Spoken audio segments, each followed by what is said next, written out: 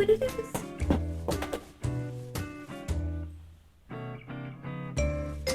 Those sunglasses?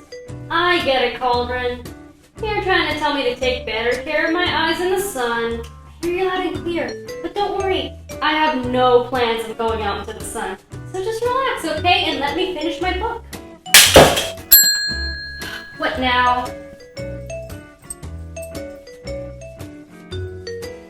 A rubber ducky with a surfboard and sunglasses. Really? I get you. I guess you're trying to tell me that I've been working way too hard. I'm really stressed out and I could really use a nice relaxing bath. Don't worry. As soon as I'm done with my book, I'll go take one. Really? What do you have to tell me now? Oh, what is this? Summertime waves? I get it. It's time of the heat orb. Summer. Why is everyone so obsessed with summer? It seems like as soon as May ends, everyone just rushes over to the beach. It's for summertime fun and their life's a beach mentality. Life's a beach? Yeah, in the sense that it has sand and that stuff is rough, coarse, irritating, gets everywhere. You know, I just don't understand why people are so obsessed with the beach. You know, people didn't actually always like going to the beach. I mean, for as long as the beach has existed, people have gone to the beach and gone into the water inevitably. But the idea of people going to the beach for fun and leisure didn't actually come into play until the 18th century. Actually, people thought the beach was a very dangerous place. The beach is a very dangerous place. Before this, the ocean and subsequently the beach were seen as a means of transportation and trade. They were ports, places to embark and disembark. The ocean was a place full of terrifying mystery, where many didn't return from. There were pirates, and many people also believed there to be sea monsters. However, people did swim on occasion, mostly if they happened to own a private pond or creek to swim in, but never publicly, as at this point people swam in the nude and it would have been deemed indecent. So what changed? Actually, a need for healing. If you've read any of Jane Austen's works, then you're probably familiar with the phrase, they just need a change of scene. Roughly translated to, they just need to get out of town and travel a little bit. This was a popular recommendation from 18th and 19th century doctors for the ailment known as melancholy, known today as depression. It was thought that if the melancholic ventured to new places, that it would help clear their mind and give them a whole new perspective. It just so happened that all these new places they were going to happened to be sleepy little seaside towns, naturally arising a curiosity for the beach. I guess you can say people have always sought out the beach as a place to try and find serotonin. The interest in the beach would only grow further as some beaches were near some natural acidic water springs, which were believed to have health benefits. One such spring was in Scarborough in Yorkshire, United Kingdom, and had water that ran from the cliff down to the beach area. Furthermore, it became widely believed the salty sea air was healthier and more pure to breathe. As people began to get comfortable going to the beach, public bathing was quickly becoming a thing, which was causing people to get concerned about modesty. That's when these contraptions came along. This is a bathing rolling machine. The first ones were introduced in 1735. They are essentially these huts that you go in that have wheels, and it's rolled out to the spot you wish to bathe in, and you basically just splash around in your hut where no one can see you getting all wet and stuff. Bad idea if you're claustrophobic. And now, here's some actual footage of the Victorian era of some people enjoying a nice day at the beach, courtesy of Glamourdaze and 19th century videos back to life. I'll go ahead and link the full videos in the description. Please go subscribe to these channels. They have amazing videos from all sorts of time periods. It feels like you're traveling back in time.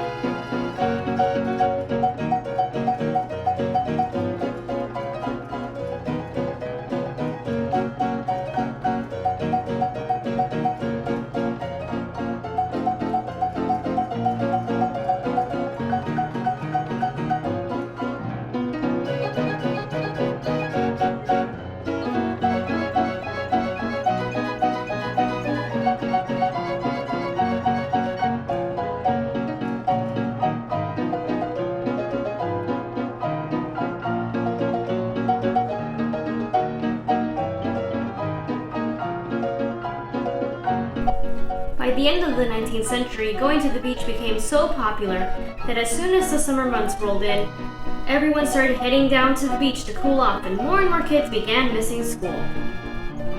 The poor attendance and high demand from people requesting summer off to rejuvenate led to the creation of summer vacation. This was the turning point, the start of summertime culture. Nostalgia from our childhood is a powerful thing, and as kids, summer was the only time we felt like we had any freedom. Summer was the time to have fun. But this alone wasn't what created the fantastical fun in the sun summer we all know. This was the result of Hollywood going to the beach. In the 1950s and 60s, surfing became extremely popular in places like Hawaii and Australia, but perhaps most notably in California, where it became a whole new subculture.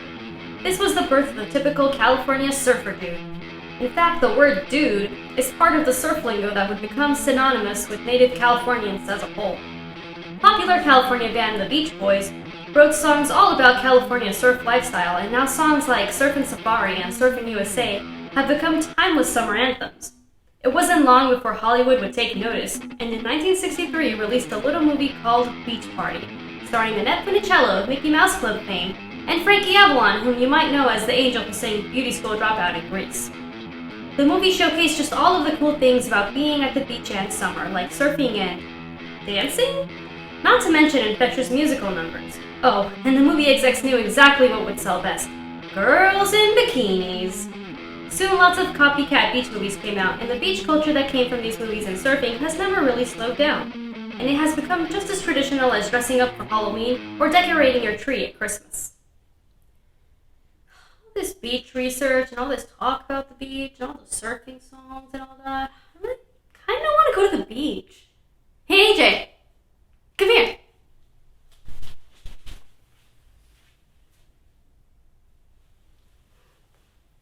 What's up? Let's go to the beach. No! Come on, you should at least try it. The beach is a very dangerous place. Beach very dangerous. We're going to the beach. Let's get on the broom and go to the beach. Well, we're here. The beach. Now what? How long are we supposed to sit and stare at the wet? We were supposed to go in the water. Oh, I'm not going in there. I don't think we have the right kind of clothes. Good. Good. Wait, I didn't have a spell for that. I believe it goes banana nana na. No. You're thinking of the spell crafted by the group of ancient warlocks called the Surfaris. It goes like this.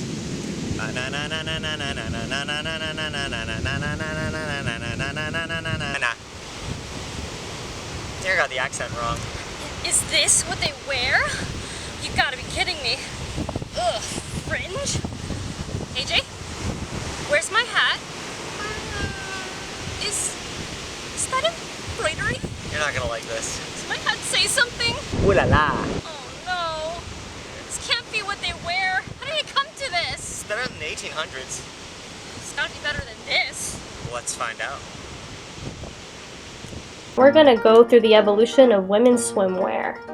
Now, after we're done, I'm going to do a little experiment. You see, I've been seeing a lot of those 100 years of swimwear videos, but they never actually go in the water with them. They just kind of model them and dance around in them, but they don't really go into the ocean or the pool with them, and I feel like that was the purpose they were made for, and I want to try old bathing suits in the water to see what they actually felt like. I want to focus on the real turning points in the evolution, and I will tell you which ones those are when I get to them. So before bathing suits were invented, people didn't bathe publicly. They just kind of, if they did swim, they would do it in a private pond or a creek, so there was no need for actual bathing suits. They would mostly do it naked, or they would wear their undergarments because they never were trying to swim with strangers. That would just be way too awkward. But then as the beach became more popular, public bathing became a thing.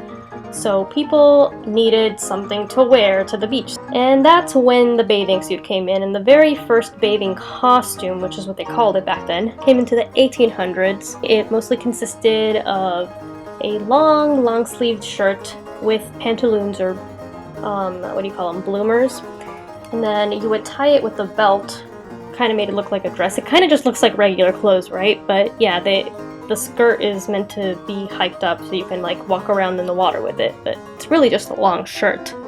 This is the first decade that I'm going to try out, and actually the bathing costume that I will be wearing looks very similar to this one, except it's black. I obviously could not find an authentic one from the 1800s because those are probably in museums and would fall apart if I put it in the water. I did, however, have AJ, who is a very talented seamster, make it for me. And he just made it based off of pictures he saw. He kind of made his own pattern for it because I, for the life of me, could not find one. So we improvised, and hopefully we did a pretty good job. I have the pantaloons and the long shirt, as it were. It's not as long as this one, but I mean, they had different heights of skirts. They kind of varied through the evolution, as you'll see. And this whole idea of like a long skirted bathing costume continued into the 1900s. We start losing some coverage. The arms are showing now. They're more short-sleeved costumes. And the skirts are still long, but not as long, so we're losing a little bit of height. And yeah, they're still pretty baggy, and a lot of people wore swim caps with them. They do not want to wet their hair. And here is an actual one, like an authentic one that I saw on Etsy. And I did not purchase this one because I don't just have $500 laying around to just spend on things. So here's a picture of it so you can see. So yeah, as you can see, it's not long sleeved like the 1800s one. It's short sleeved, and it's a little shorter on the skirt as well. And you can see there that it does have the little shoes that come with it, because back then it wasn't customary to kind of swim barefooted. I mean, you could, but like, especially if you were like upper class, you would have special like bathing shoes that look kind of like, I think they kind of look like almost like dance shoes, or maybe like skates without the wheels. I don't know, they look weird to me, but they're cute. They're like cute little boots that you would wear in the water. And then also the swim cap, as you can see. So now the 1910s, again, we are seeing more of an evolution here. Still sort of a costume, like the whole long dress with the tie in the middle, or just one long shirt.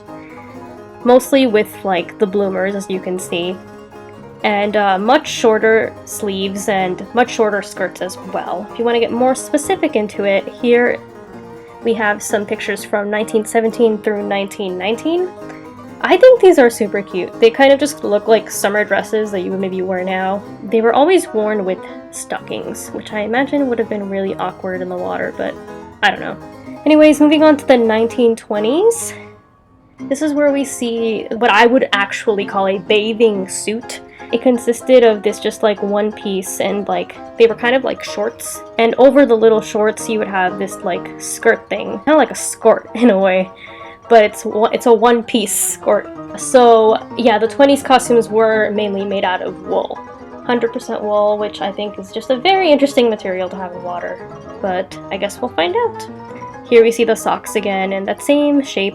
It was a very rectangular style, but that was kind of the look back then. It was a very slender, very, what I like to call, rectangular look. For this is another decade that I'm going to be trying out. I wanted to try it out because, again, I said it's the first, like, what I call a real, like, bathing suit. Also, I think it would be very interesting and very cool to wear something that is 100 years old. And I did actually find one on Etsy, and I'm very excited because it's my, like, first real, like, authentic bathing suit from the 20s. So I'm saying it's my first, like, real antique piece that I have, and it's like, because it's an antique, it's 100 years old. And maybe I'm a little crazy to be wearing an antique into the ocean, but I want to do it for you. I will be very careful with it though. And I will be wearing some stockings, so we'll see how that feels in the water. Moving on to the 1930s, we see very similar shapes as the 20s. We still see the skirt, but it's more flowy than like the tighter skirt, so more short sort of looks on the bottom. Playing around more with colors, because in the 1920s they did have some colors, but it was mostly black. We see more fancy looking swim caps, and we are seeing more just like summer shoes. You see women actually just now barefoot, so we're losing all the layers now. We're starting to get scandalous. Here is another decade that I'm going to go ahead and try. There's a lot of patterns for this decade, and I figured why not just have AJ make it for me. So he's a trooper. He made me a whole like bathing costume from the 1800s, and then he also made me a 1940s bathing suit using one of these patterns that we see here. I really like the shape of these because they're almost like comfortable pajama shorts and a halter bra. That's kind of the look that they were going for. The materials they used back then were like 100% rayon or like polyester and rayon, just very synthetic fabrics. This was like the decade where they started kind of using that. They don't still really sell 100% rayon because it's kind of like not good for your skin. The closest thing I was able to find is 100% polyester, and then like the lining for like the straps and the waistband thing. I used cotton because that's also a material they would have used back then. I was trying to make it as like authentic as possible, even though I wasn't able to like get a bathing suit from that time period. Here's what they would have looked like in real life. They look so comfortable. They just look like they're just chilling in some like summer pajamas and just living their best life. Moving on to the 50s, we still see the same style, like a halter top type of bra. And then we see again that we have those like shorts, but like that whole skirt thing came back, like a bathing suit skirt. And I feel like that was also popular in the 20s. In the 20s, like one of the most popular bathing suit swim brands was Jantzen, and Jantzen was just like a very iconic swimsuit brand even in the 50s. And yeah, that was kind of their iconic look, the whole like skirt for the ocean. They also obviously had one pieces. I will say the difference between our older one pieces from the older eras is that the 50s were trying to bring back that hourglass shape, and their one pieces almost had like corsets sort of built into the bathing suit, so that no matter what, you had your hourglass figure, whether you were swimming or just sunbathing, like you were looking good. I mean, look at Marilyn, she looks great. Okay, now moving on to the 1960s. Again, we see that whole like top and bottom. We're moving on from the whole halter top look. Now we have more like spaghetti straps and tank top type thing. Now the little skirts are more like pleated, or if we have shorts, we're just doing the shorts, not the skirt anymore. But very comfortable, very cute looking, still very similar to like the 50s, but just a little bit different. And then the later 60s looked more like this. We still see some of the boning in like the green bathing suit of the built-in corset until we get to the 70s. Now that's just a whole different bathing suit. So I'm not going to be doing the 70s either because to me this just looks like a bathing suit you would find at like any store. Even the whole like low waist situation, it's not that, it doesn't have that like, oh, it's vintage feel. It's just like, hey, it's a bikini. Like, doesn't that look modern? Like, that just looks like anything you would find at a store today. But this is actually a 70s Sears catalog, and they had like little matching dresses to go with it and stuff. So that's cute. Moving on to the 80s, I feel like this is a very iconic decade for bathing suits, because very like, I guess, Baywatch status, like with high cut leg. You can see all your hip, all the booty. Yeah, I feel like the look was very sporty. We went less from like, oh hey, I'm lounging on the beach, to like, hey, I'm gonna go play volleyball, or like go for a swim, but looking sexy but also athletic. Like, I feel like that's the vibe the 80s gave. You can see some of the popular colors of the decade were very like neon, especially like black and pink paired together was just like a staple back then. Because you can see like the high leg was just very prominent. And then going into the 90s, it's pretty much the same thing. Like, I have a hard time differentiating 80s and 90s swimwear. They look essentially the same. The real big difference was like more string tops, where it's just like a string you tie on your back. The high legs, they got a little bit higher in the 90s. Like, it feels like that's just barely covering your stuff there. So yeah, more risque, I guess you would say. I will say though, the 90s still love their one pieces. Here we have the iconic Kelly Kapowski from Saved by the Bell. Also, the whole like zipper in the front was very popular in the 90s. I think that is so cute. I really like that. So those were all the bathing suits that we were going to talk about. That's the evolution. We went from crazy pajama looking bathing costume to very cute and sporty, sexy 90s. That is it. I hope you enjoyed it. Let's get back to the videos.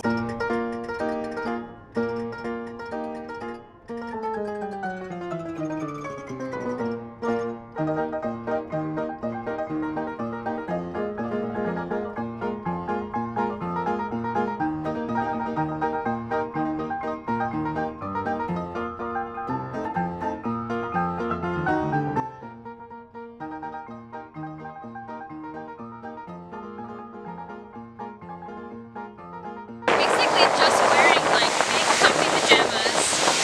The only caveat is that it is very heavy. After a while, you're just carrying very soaked fabric. But I mean, like, you can wring it out. Not too bad. I mean, it is a little heavy, but honestly, it's so comfortable because it's literally just gigantic pajamas you get to swim in. You don't have to worry about if like anything's spilling out. You can just have fun and relax. So I love these.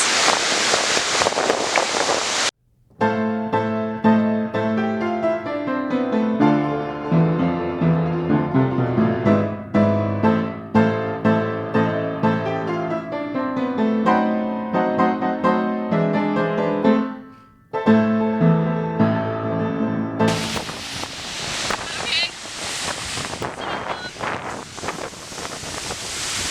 It's really weird to wear socks in water.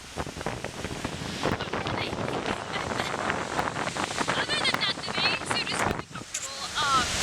It's a little tight on me, obviously. Like, women back in the 20s didn't want to hack their boobies, so they probably had some other like underthing that would like squish them. But I mean, I had to wear my other bodysuit under just squish them a little bit. So they were secure, but I feel like, I don't know, I feel like a rectangle that's like walking around. I feel like I don't really have as much movement as I did with the other bathing suits. But I mean, it's fine if you're just kind of walking around in the water. It's wool too. How does that feel? Surprisingly not as itchy as I thought. I thought it was gonna be like, like, but it honestly feels fine. Actually, it's not that bad. Like, I actually kind of like it. Nice.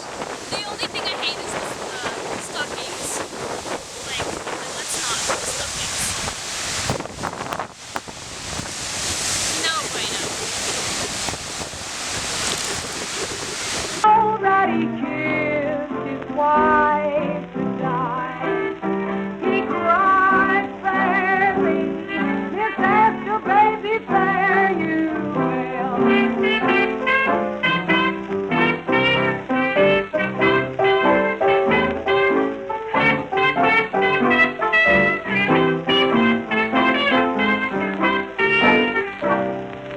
Feels really comfortable. Like, I feel protected. Everything is, inside. Nothing's coming out. My boobies feel safe. They're not spilling out. They're good. It honestly just feels like a nice little, like, summer outfit. But, it's more water resistant. I thought it was going to be more see-through, but it's not. You can see anything, right? No. Put it in the comments if you can see anything. Get in the comments. No, but literally, like, it's not like regular. Are you recording this? Yeah. It's not like regular bathing suit material, obviously. It's more like it's polyester. It's the closest to what they use back, which is rayon. But it's like, surprisingly, like, it doesn't stay as wet as you think it does. Like, it almost like the water, like, slips off of it. Nice. I don't know how the rayon, like the real rayon, would have reacted, but this feels really cool. Like, it's comfortable, it's easy to swim, and you're not worried that you're like, the bottom is gonna fall. Oh, ow, ow, ow.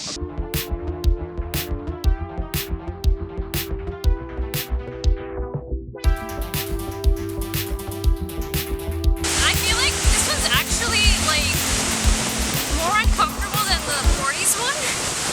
It's just, I don't know if it's just maybe a little bit big on me on the butt area. So I kept feeling like it was gonna fall. Also, I kept feeling like my boobs were gonna spill out. So that's no bueno.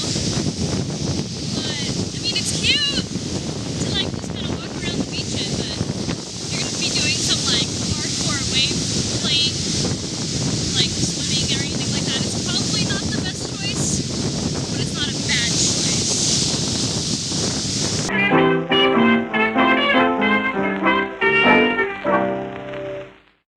And now, on with the show.